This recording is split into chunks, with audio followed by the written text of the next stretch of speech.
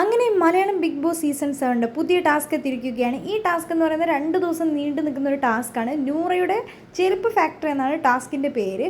നൂറയാണ് ചെരുപ്പ് ഫാക്ടറിൻ്റെ ഉടമ. അതായത് നൂറേനെ സഹായിക്കാനുള്ള അസിസ്റ്റൻറ്റ് ജിഷനാണ്. ചെരുപ്പുകൾ ഉണ്ടാക്കുന്ന തൊഴിലാളികൾ ഇന്നത്തേക്ക് അനുമോളൊന്നുമില്ല.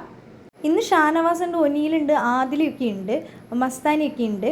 അക്ബറാണ് ഈ യൂണിയൻ്റെ തൊഴിലാളി യൂണിയൻ്റെ നേതാവായിട്ട് വരുന്നത്. ആ സമയത്ത് അക്ബർ വന്നിരുന്ന് സംസാരിക്കുമ്പോൾ അക്ബറാണ് ചെരുപ്പുകൾ ആരൊക്കെ ഉണ്ടാക്കണം, ആ 2 മിഷനാണ് ഉണ്ടാവുന്നത്, ആ മിഷനൊക്കെ ആർക്ക് കൊടുക്കണമെന്ന് തീരുമാനിക്കുന്ന ആൾ.